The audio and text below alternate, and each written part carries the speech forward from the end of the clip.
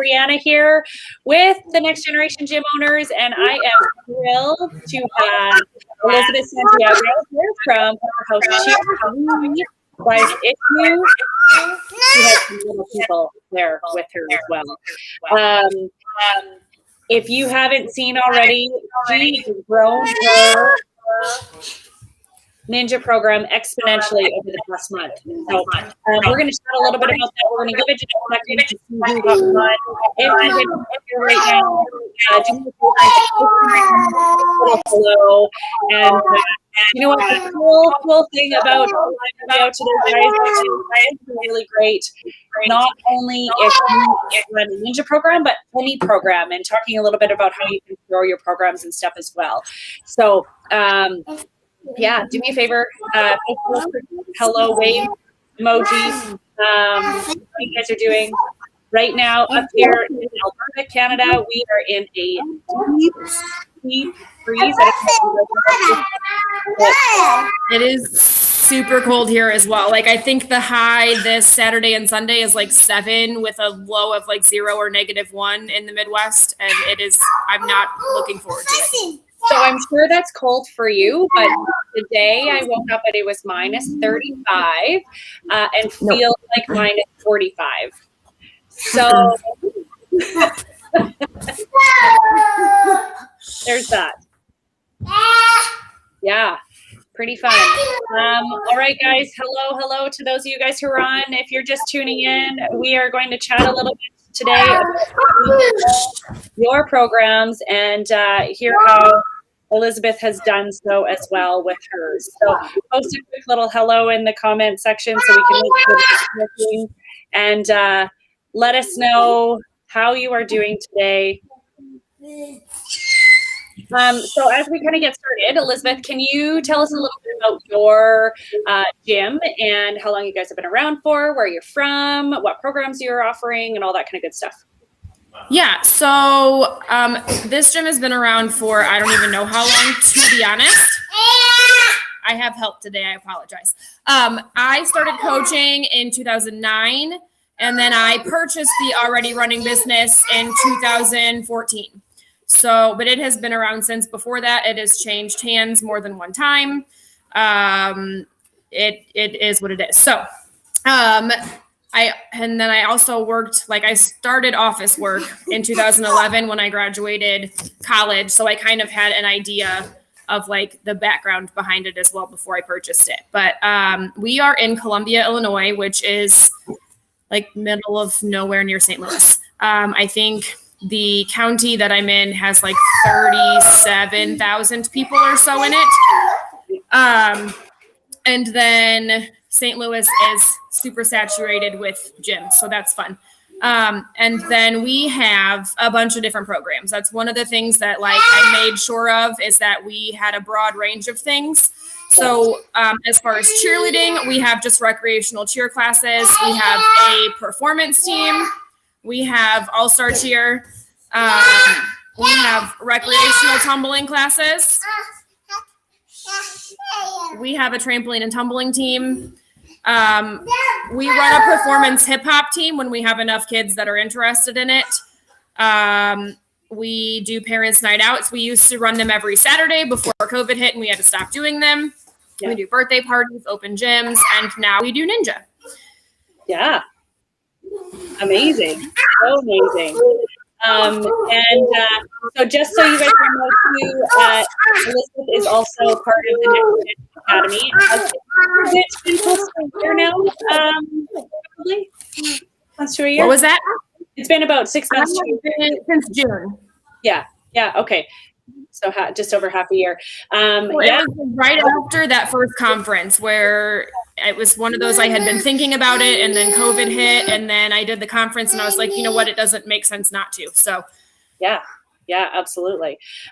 Okay, so it sounds like you, as you guys can hear, Elizabeth has quite a breadth of programs already. And wanted to add a new program to that, and it seems now I posted 77 kids in less than a month, but she just told me that it's over 90 now. Yeah, I think I have like 95 right now. 95 kids, and just started marketing and advertising in January and went from zero to that, which I don't think is going to be the norm for all of us, but I think there's definitely some things that we can take from this and put in place into our gyms as well. So what are some things that you did that helped with registrations for Sorry, guys. I think a lot of it was just that my area, we did not have a lot of sports open. Kids have been sitting at home doing nothing, so parents were really just ready to get their kids out of the house. Hold on. So I think that really helped me a lot. But also, I kind of went off Melissa's suggestion. I teased it for a couple weeks. I think like January 3rd, the 6th and the 13th or something like that. I teased it. I announced it on the 20th with a link to our website, which I had already had set up. And before I even announced it, I had 5 enrollments just from people finding it on the website. And I tried to make it as simple as I could with my GoDaddy website. So I have a link where they can pay through PayPal. And then I have a link to their sign up waiver, which is a Google form, which goes directly to a Trello card. And then I have everything organized on Trello, which is a lifesaver and saved my sanity when I went from like 0 to 95 fairly quickly. And then the only other thing that I did was I ran an ad from like Saturday to Wednesday before our first classes. So we started classes the 6th and 7th. We're doing just weekend classes right now because it's what my head instructor can currently do with his work schedule. So, but I really think that Trello is currently my lifesaver and why I am not completely crazy. Yeah, I believe that. So what are some challenges that have you run into so far?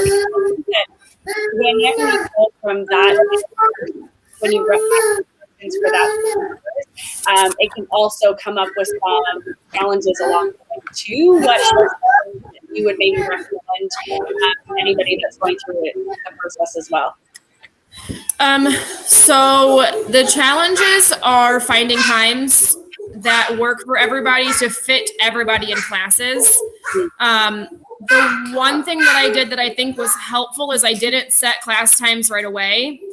I set options and they could click on their waiver which class times worked for them. And then I kind of assigned kids based on that since it was a new program and we didn't have anything already set up. So I think that was helpful. But it got difficult as we got closer and I assigned classes and then people could only do certain classes. So instead of closing a class completely, luckily we got moved into phase 4 over here. And so we could have more kids. So I upped the number of people in a class and added a helper coach. So like 2 adult coaches and a helper, but that may not be an option for everybody. So that could be something difficult that they run into. They're not going to come with you unless you come get them, love. So other than that, I think just keeping track of everything gets kind of difficult and overwhelming when you have several coming in a day, which Trello once again has saved my life on that. And then it was just a matter of making sure everything in Trello was set up correctly to help me versus make it harder. Yeah, absolutely. That's great. You said you're using Trello. What kind of systems are you using to ensure that you're organized with that? How is it flowing and making sure that your staff are providing quality programming and all that kind of good stuff? Because I think that also can be a bit of a challenge when you grow that quickly. So before even opening the classes, I worked with my head instructor and I kind of gave him some creative freedom, but also gave him like a game plan. So the first month of classes, which is the trial for everybody, I planned on being in the classes just to kind of like assist and oversee, especially since it's new to him and new to us. So I wanted to be in there to help. But I also made a like a class template. So like this is going to be our warm up every class, and that's on there. And then I have a space for like what drills we're going to do, a space for like what we're going to set up in the obstacle course, a space for like what our challenge is going to be for that class, and then a space for like the strength and conditioning for it. So I planned on doing, you know, a 50-minute class with about 10 minutes of each. What ended up happening is, in order to keep siblings together in the same class right now because of COVID, we ended up putting a broad age range in there and then just splitting them up in the class and having each age group with a different coach. So then we run each section of class almost separately, which seemed to work really great. And everybody had a lot of fun this last weekend. So what we tend to do is the drills and things that they do is things that they'll need to know for the obstacle course. So if we're adding some sort of rule in the obstacle course, they'll do that in drills before they run the obstacle course. If they're going to be hopping on things or balancing, like that may be the challenge or one of the drills. And then they will run the obstacle course maybe for time if they're older.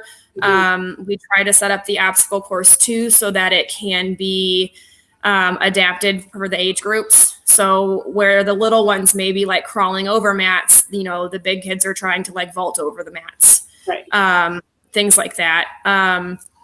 But I'm trying to give my head coach like a little bit of creative freedom, but I also gave him those and told him that he needs to approve his class, like what he's going to do for this weekend with me by like today. So we'll talk about it tonight, make any tweaks, and then I'll help him get it, like the obstacle course and everything set up before class starts. Yeah, that's great.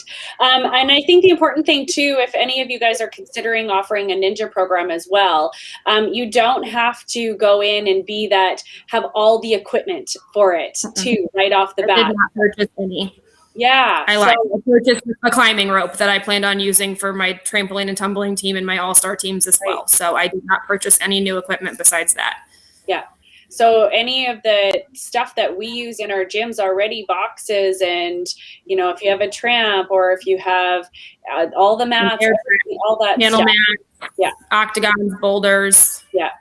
You can create that stuff. And I think, when we were chatting beforehand too, Elizabeth was saying that her intention is to add a piece of equipment, ninja equipment, to the space on a monthly basis. So having that kind of a game plan, even just to get it off the ground, right, to start with, is important, and seeing the demand for it. And obviously you have a huge demand, so capitalize on that for sure. It's just a matter of keeping them now. So, and we don't plan on adding huge pieces of equipment either. Like, my husband and I were literally just talking. One of our family friends got the kids a seesaw, a wooden seesaw for Christmas, and it is disgusting outside, and we're not going to use it right now. So we were like, hey, we could probably set this up without the handles on it and use it in Ninja for right now.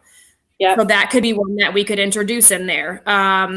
We were talking about simple things like a bar to hang on.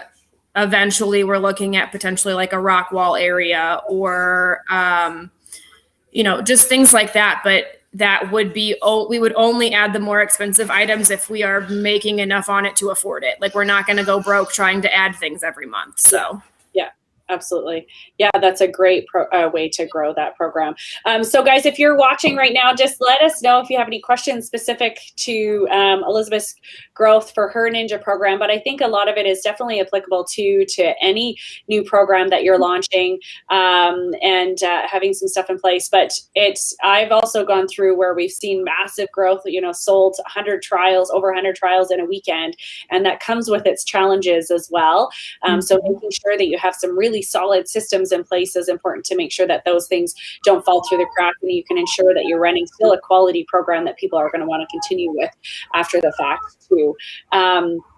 So the other cool thing too that I wanted to talk about as well with Elizabeth, when she joined back in the summer in we shortly thereafter, we did an enrollment booster with the Academy, and we had all of our Academy members, most of them participated in it for 5 days. It was 5 days only of challenges that everybody could easily do and implement, and hopefully get a ton of enrollments with it. And as I recall, you ended up getting quite a few enrollments through that challenge too, didn't you? I think I only did days 1 and 2, maybe day 3, because it was a lot for me. It got a little overwhelming. And during that time, my front desk worker was like on vacation like every other week. So I did not have any assistance doing the enrollment booster. And just doing the first couple days, I ended up with like over 50 new enrollments between private lessons, rec classes, our tumble team program, and I think maybe our performance cheer. But yeah, we got over 50 new enrollments, and I don't know that I did the last 3 days of it. So that would have potentially been even more impressive if I got to do those. Right? So. Yeah, totally. Well, and the cool thing is, guys, if you're tuning in, you're getting the early announcement of we are actually going to be launching another enrollment booster, but it's going to be open to all programs, not just those who are part of the Academy, and we're launching that on March 1st, actually, too. So for only 20 people or 20 gyms to participate in. So if you're interested in boosting your enrollment by a ton, then make sure you sign up for that right away. There's been a question on here. What's that?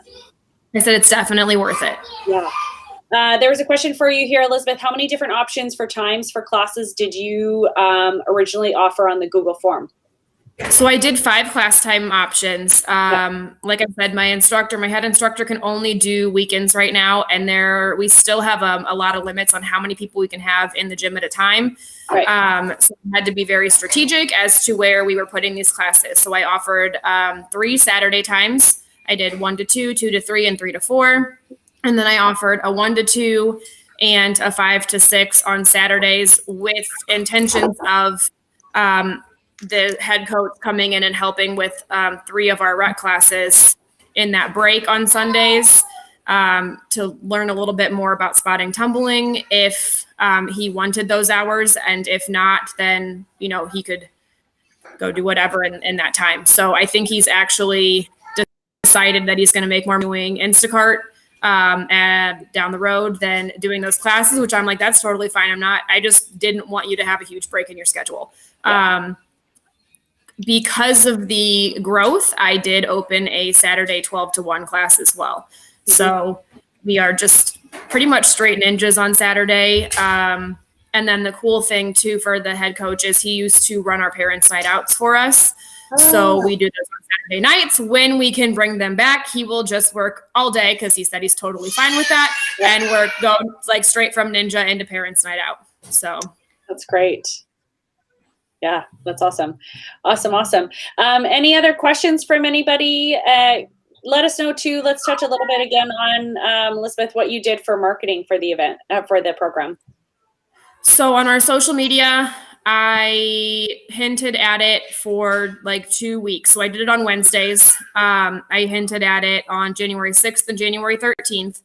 On the 20th, I announced it on our social media with a link to the website. I believe I sent an email out to like everybody that has ever been in our system ever as well. And then I ran an ad for it the Saturday through Wednesday before our first weekend of classes. But I really honestly think most of it is coming from word of mouth. Mm-hmm. From people who have been to Powerhouse before, who have been in some sort of class with us before, saying, hey, they're offering this, like, I'm going to put my kid in it. They're offering this. Do you want to come join class with me? Or even people who are a little worried because they've never been to Powerhouse and they want their kid to have a friend in it. So they're like, hey, you should start this ninja class with me. And I've gotten a lot of like, hey, can we be in the same class as this person? Can we be in the same class as this person? So I really do think a lot of it is word of mouth and just people being really ready to get their kids out of the house. I know, right? And what's your plan for the long term for this program? Are you going to end up doing some levels with it and so on?